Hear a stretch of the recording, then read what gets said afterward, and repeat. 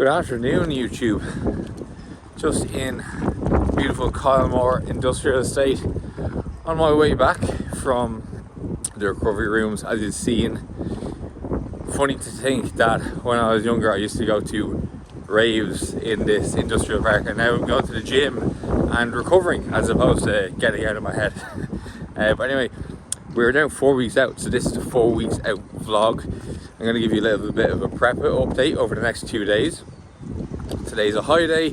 We are once again trialing some type of peak. So today being a high day, I'll kind of show you some of the foods that we're going to be having today. But yeah, I'll bring you through pretty much the rest of the day as it happens.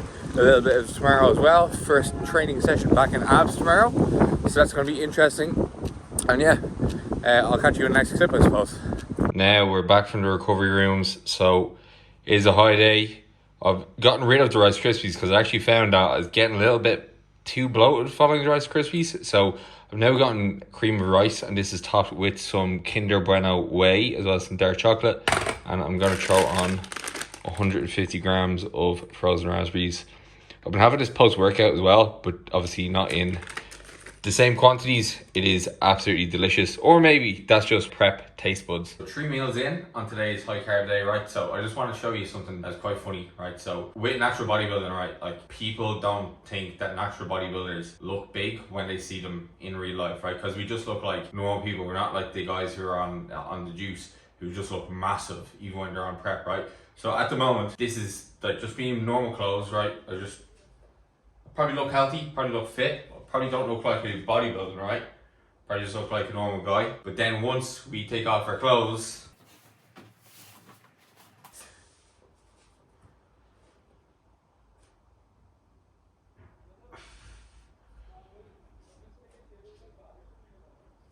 you know, the difference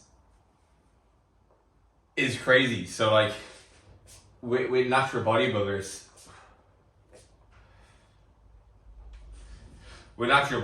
like if you're on stage and you're 80 kilos, like that is a good weight, like that's middleweight. Whereas like the smaller classes in untested bodybuilding is like 212, right? So 212 is still like 94, 95 kilos on stage, shredded 3 to 4% body fat. Whereas like the heaviest natural bodybuilders are probably like mid 80s, maybe if they're a complete genetic freak in the like 90s. But you wouldn't really see a natural bodybuilder like in the street at the end of prep and be like, Jesus Christ, he's obviously in phenomenal shape, because we just look like normal people in clothes. So that's just one interesting thing, a nice kind of quick transformation there. And yeah, I suppose a little bit of a physique update as well. But I'm going to show you a physique comparison at the end of the video. Harden up and get even better in regards to quality, other metrics that again numbers can't tell you, and the fact that it's improving without me adding more load, right, or more reps, tells you that whatever we are getting vascular, baby. I virtually feel the same. Oh yeah. Yeah. So hey. So one thing, as you may be able to tell from today, that I'm trying to do is actually try to focus on recovering, because sometimes at the weekend, especially when I don't have training, I can fill those gaps with work-related things. And it's really, really important for me and for everybody else, right, to switch off at the weekends. Like it's tough when you, like I essentially do kind of work for myself, even though I work for triage, you know, a lot of what I need to do does not necessarily end on a Friday. So in the morning times, I'm trying to keep that to work, like, you know, doing any kind of program updates, doing any study, doing any content prep that I need to do for the week ahead. But apart from that, I'm trying to use these next few weekends especially to focus on recovery, like the days that I do have off. So Saturday is usually a non-training day. So today, as you've seen, I went to the recovery rooms. I am going to go for a walk. Gonna watch a little bit of Alberto Nunez on YouTube, maybe watch a few other YouTube videos, watch a bit of True Detective, just to focus on chilling out, right? Because like there's no point putting myself under unnecessary stress or making extra work for myself. From work perspective, it does help for me throughout the week if I do prioritize switching off during the weekends. And then even just from a prep perspective, you know, if I'm stressing out about work or kind of doing stressful things, just doesn't really make much sense because my recovery is already quite low. So with the actual recovery rooms, a lot of the stuff that I would have been doing in those in that place. So I did the ice bath, I did the jacuzzi, did the sauna, did compression boots. So like a lot of that stuff is like top level stuff, right? Most people don't need to focus on those things at all. Like one of the reasons I did it in the first place is to get myself out of the house and away from the fridge. Secondly, to fill a gap that training would usually occupy. And then thirdly, because, you know, it was only €25 for the hour.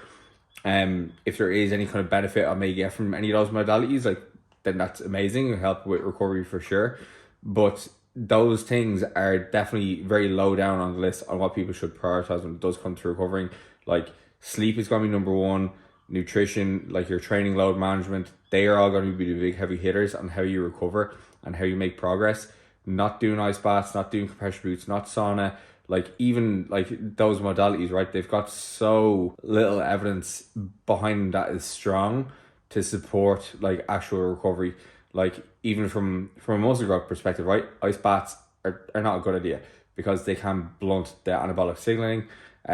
Again, you know, compression boots seem to be the one that have the most efficacy behind them, but seems to be most efficacious post-training. And a lot of the kind of mechanisms underlying them like seem to be the same. Like say, for example, like sauna, compression boots, massage, like a lot of it has to do with like an increase in blood flow to the muscles. But you know, with massage, for example, if you're paying a masseuse €50-60, like that's a big expense, you know. Like I certainly don't have the income at the moment that I'd be willing to do that on the regular. One actual thing that would benefit you if you do have a partner, you know, get them to massage it, because again, one of the main kind of benefits that you're getting from the likes of doing massage is it's going to help to improve blood flow through like providing some kind of pressure to the kind of the trained areas or whatever. But also it's just relaxing, so it increases parasympathetic activity. So that's like the rest of the digest side of your nervous system, as well as like it can increase like oxytocin. So that's like the kind of the love chemical, but that can just be gotten from somebody kind of touching you. So, you know, if you have a partner, it's a good idea to get them to do it, and it will save you a lot of money. So yeah, that's kind of what I'm trying to prioritize today, trying to keep everything low stress. I do have to train tomorrow, and as well, because of the amount of food I'm eating today, like it's funny because it's less food than I was eating in the off season, right? But it still is a lot of food compared to what I usually eat. So it's about 1,000 calories more than I'm having on a day-to-day basis during the week. So allowing myself a lot of time to rest and digest the food that I'm having, keep myself in a low stress environment, is going to help to facilitate better digestion on today, as well as promote better recovery for my training sessions coming ahead in the week. So yeah, that's pretty much it. I'm going to finish off watching this YouTube video. I'm going to go for a walk, and then I'll see you for a prep update then. Meal number 4 today. So trying to have 2 whole food meals today. So this is pretty much the same meal as I'd have during the week. So cauliflower, green beans, broccoli, 300 grams of potatoes, some mushrooms, as well as some chicken. So one thing I'm trying to do this week is watch my sodium intake, because it was really, really high when I was in Spain. And that made sense because I was sweating so much. And now that I'm back in Ireland, I'm not sweating nearly as much. So I'm probably retaining a lot more fluid. And when I came home, I was having similar levels of salt as I was in Spain. And through the start of this week, I started to experience quite a good deal of water retention because I was using the same amount of salt. So you'll kind of see that when I show you the prep update. But my mouth was watering, so I got to eat. And I'll chat to you after this. Okay, so time for the prep update. I did try to record this when I was out on my walk, but the wind was having none of it, and I didn't want to bless your ear holes with the sound of the wind. So here we are, right? We're 4 weeks out now. Like, it's starting to get quite serious. Physique is really starting to look completely different to how it has ever looked, which is crazy to see. Like obviously I've been this weight before, but I've never looked the way I do right now, and it's really kind of surreal in a sense, because I never thought I would look the way I look at the moment. Like I'm training whenever 13 years at this stage, about 12 or 13 years, and I'm kind of at that stage where I'm like, damn, like I built that. You know, and it's steady to see so many years of hard work come to fruition, and I genuinely can't wait to step on stage and showcase it.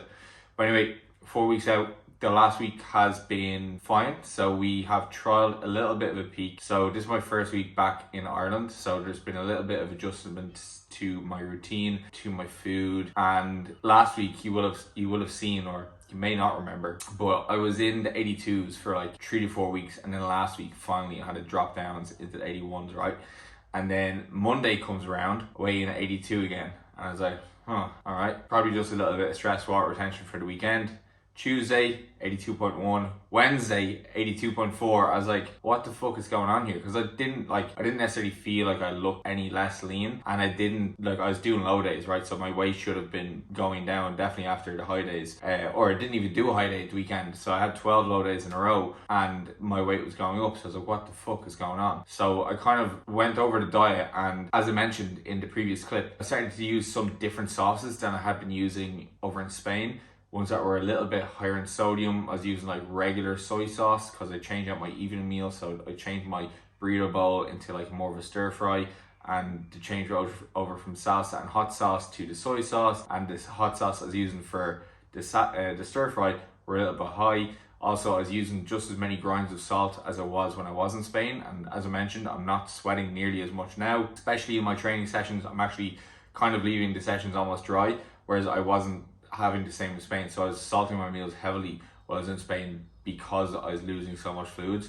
So if you're losing a lot of fluid, it's a good idea to salt your meals a little bit more to try to keep yourself hydrated, versus when you're not sweating as much, you probably don't need as much sodium. So I was continuing the trend that I was having in Spain, and that combined with, not outputting as much kind of water throughout the day led to potentially some increase of water retention on the scale. So the last few days I have been pretty much tracking all my salt and all my meals, just so I can get a kind of baseline as to what I am using and trying to adjust it back down to a normal level. And that, combined with some kind of manipulation over calories this week, has led to a big drop in weight. So I seen 80s on the scale. So my weight went from 82.1 on Wednesday down to 81.4 or something. I'll throw the weights up on screen on the Thursday, and then yesterday as 80.3. I was like, what?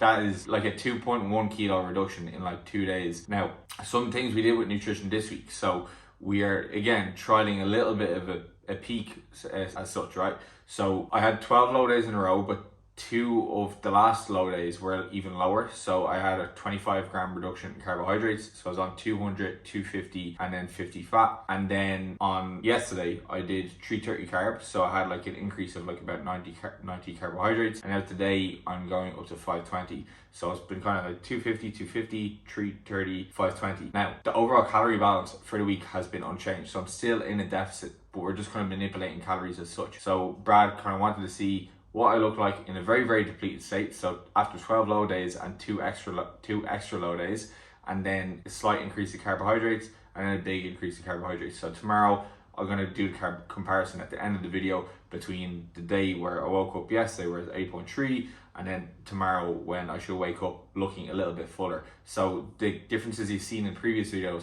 should be a lot more kind of prominent by tomorrow, especially because I'm at that point where I have way less body fat than I even did have 2 weeks ago, and way less kind of water retention. So that's been interesting. This week, being back in Ireland, man, I can't express how much more I'm enjoying being here. Like, my energy throughout the day has been so much better. My energy in training has been so much better. Like, you'd think of 4 weeks out that I'm not feeling as good, I should be starting to feel worse, but I actually felt worse in the previous weeks in Spain. Like, my energy is way worse, whereas like now I find that I'm lasting way longer throughout the day. Like, my productivity in terms of work has increased, my training sessions feel much better. And then there's some other things with training, right? So this week, with the change in gyms, coming back to Ireland, I wanted to rotate some movements out. So I'm only squatting once a week now. I'm only deadlifting once a week now. I'm not benching at all. So bench has completely been taken out, mainly because it just has not been feeling good the last few weeks. And I've been trying to hold on to my bench press a little bit too much. I've been kind of afraid to let it go. Like, that powerlifter in me just wants to keep it. But right now it's just not the goal. Right now the goal is for me to get max stimulation from my training sessions, max muscle stimulation, versus building unnecessary fatigue through movements that are fatiguing me too much. And I found that especially on the Tuesday, so my Tuesday leg session, which was like the stiff leg deadlifts as well as the low bar squats, after that session I was always feeling absolutely fried, right? They're two very high fatigue movements. I load them quite a lot because I'm strong. So we subbed out a stiff leg for an RDL. So with RDLs, I generally load them a lot more cautiously and a lot lower loading compared to the stiff legs. Also have a slightly less harsh of a range of motion because I'm not pulling from the floor, so there's no kind of loss of tension or positioning in the bottom position when the weights hit the floor. It's a lot more of a controlled movement. And then with the squats, we took them out purely because I was lifting good weights and my weights certainly weren't decreasing, but I definitely found that I was not getting as much stimulation from it as I was for the fatigue they were generating. And then even just the psychological cost of going into that session was kind of making me feel even more tired. And Tuesday is a busy day for me in terms of check-ins. So we pulled those out and we put in a hack squat as well as a single leg press. So just 2 sets of each. And now bench press, all bench press is completely gone. I'm doing some Smith machine pressing, and then deadlifting once a week, RDLs, and then squatting once a week as well. So they're the main kind of changes that have happened this week, and they're probably going to be the only changes that have happened now until competition time. So yeah, big drop in weight this week, some big changes to training, big adjustments to routine, but they've been adjustments for the better. And I also this week I've been like really hammering down on practicing my posing routine a lot. So I did have a posing session with Andy the week before. I have another one this week, and yeah, the kind of main focus for me at the moment is really just kind of nailing that routine, making it kind of fluid and autonomous, because yeah, I want to have a good routine on stage, right? Like, it's good to be able to do your symmetry and muscle poses quite well, but being able to showcase your physique in your moment of greatness on the stage, like, that's kind of what I want to do. And look, I don't want to half-arse any kind of stage of this prep, so it is kind of important that I do put my all into it. Like, if I want to get to Worlds, if I want to be a champion, like, even if I don't like win, even if I don't place at this competition, I want to ensure that every single thing I've done through the prep replicates what a champion would do to get to that position.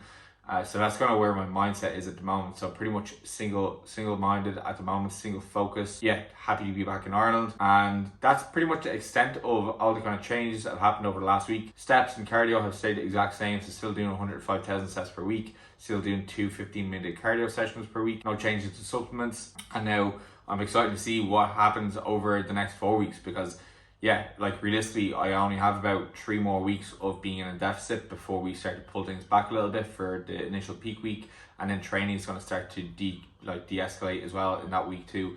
So like, I'm excited to go through the process. I'm excited to bring you through the process. And yeah, the next clips, I suppose I'll probably show you some more meals. I'll probably show you a little bit of training for tomorrow, and then you'll get the physique update at the end. Right? Thank you very much for sticking around.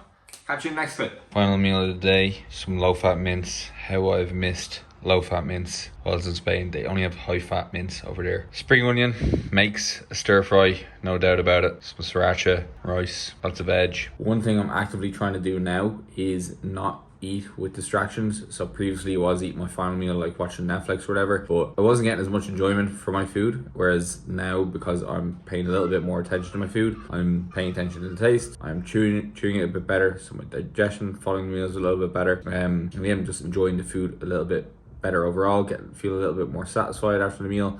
That's just a very simple thing that you can do if you do want to improve your satiety in dieting. Just eat with no distractions. So put the phone down, no Netflix, no laptop, and just enjoy the meal. All right, first training session back in abs in got 9 or 10 weeks. So this is actually meant to be a little bit of a deload on my lower body. So Brad wanted me this week to just reduce the overall loading on the bar. Probably for good that I have reduced the load a little bit, because it's my first time using calibrated plates in 9-10 weeks. So started off with some squats as per usual. Sunday is a squat day in abs, so this is my top set of 185. Moved pretty decently, just getting used to how the actual steel feels again, because it definitely does feel different to the plastic plates for sure. Definitely a little bit tougher coming out of the hole, but like, nonetheless, even though the last rep there is relatively slower than the first few, it still felt quite manageable. So definitely a little bit of room there to progress over the next few weeks. Now, progress over the next few weeks, 4 weeks out, I don't know how much higher I'm going to put those in terms of loading, because again, I do want to keep fatigue on the lower side of things. I would usually do seated hamstring curls after those squats. However, abs does not have any hamstring machines, so I'm improvising here and using the leg extension as a single leg hamstring curl. Just focus on getting nice contractions here and getting a baseline weight, and then going to start progressing them from here on in. After that, got some pull downs. So I have removed any kind of pressing from this day because I was doing a Smith machine press, an incline Smith machine press on a Sunday. However, I've moved that to my Friday session, and I've essentially just moved some back work from that Friday session to this session. So I'm doing some pull downs here, kind of a neutral grip pull down, but a little bit of a wider grip pull down as well. So there's going to get a little bit more kind of upper back involved there versus just lats, because the arm path, like my arms are not as close to the side as they would be if I was using a really specific lat focused neutral grip where my arms are very close to my side. After that, going into some machine chest fly, so gripping nice and high on the handles, trying to bias more kind of upper chest if I can, upper chest fibers, because that's going to be dictated by the path of your arm. So trying to keep that upper arm kind of driving up across my chest, and trying to think about bringing my biceps together versus touching my hands together, because your chest is going to attach at the upper arm. So you want to think about driving your biceps together versus trying to clasp your hands together, right? After that, we got some single arm low rows. So this was an exercise that was on my Friday session that I moved to this session. So trying to challenge the lat in a more kind of focus, more short position here. Look at the leanness of them delts, man. Biceps, my God. It's very cool to see. But anyway, yeah, trying to think about driving that elbow down. A little bit of lateral flexion at the side to get the lat fully short. Then after that, we are just finishing off with some arms. So hammer curls, probably one of my favorite arm exercises. Probably an arm exercise that I've kept consistent in my programs over the years, and the loading has increased over the years too. So doing 20s here, a little bit of reduction from what I was doing in Spain, because I think I was getting a little bit too carried away with load in Spain. I was doing like 25s, but I was like really kind of swinging them, and I'm really just trying to focus now with the change of scenery, just getting focused on good contractions and applying good kind of stimulus to the muscle versus just kind of shifting weight, and trying to refocus myself now as I am back home and I am a few weeks out from competition. So I want to ensure that I'm limiting any excess fatigue by just kind of ego lifting with weights and reassessing my form. It's a good time to do it when you do have a change of scenery or change of gyms. So yeah, so skull crushers to finish, and now we're going to show you the physique update. So right, on the left is 80.3 and on the right is 81.6. So 80.3, that's following 12 low days. 81.6, that's following 2 high days. So just doing a side-by-side comparison, if not just for myself, for you guys, and also for my coach, because I want to provide him with decent enough data for him to kind of make some kind of peak for me. Now, just judging from these videos, it's like I don't know how much of a difference I'm really seeing. Whether that is because I think on the left the camera placement is a little bit closer, as you can kind of see. If you look at my feet, there's a lot more kind of space at the bottom there, so I don't really think they're kind of 100% accurate comparisons. However, I've tried to sync up the actual poses quite well. The main kind of differences I'm seeing in these videos is my legs look a little bit fuller from the back, which you will see on the right, and my upper body is looking a little bit fuller as well across my top line, across my chest and shoulders. Other than that, I'm not really seeing a huge difference, right? And part of me is like, is it because realistically I've still been in deficit, even though the last 2 days are slightly higher in carbohydrates? Am I completely full? I don't know. This is one of the reasons I do have a coach, because I just don't necessarily know if maybe I need more high days to completely fill out. Maybe I need to trial almost like spilling over in a sense and having too much carbohydrates. But then again, that may detract from the overall fat loss. So you can kind of see from these kind of back shots here, in my lower portion of my legs, obviously lower portion of my legs, my thighs look a lot thicker from the back, and even from when I'm setting up my back shots, my back does look a lot more kind of dense. It looks just as lean, but it looks a lot bigger. They're the kind of main differences I'm seeing. Now, look, whether they are differences I'm just telling myself that are there, or whether they are differences that are truly there, I'll have the objective eye of Brad getting back to me with feedback tomorrow as to what he thinks. Because, yeah, this is all kind of important information as we get closer and closer to the show, and we see what the kind of peaking protocol will be. And now, the peak is not necessarily going to be magic, right? There's no new level of leanness going to be unlocked there, but it's just to essentially make sure that when I'm on stage, I am in my best condition and I look as lean and muscular as possible. So yeah, that's pretty much it. Very long vlog, but it's getting closer to the time. So thank you very much for watching. Like, comment, subscribe, and we will chat to you during the week.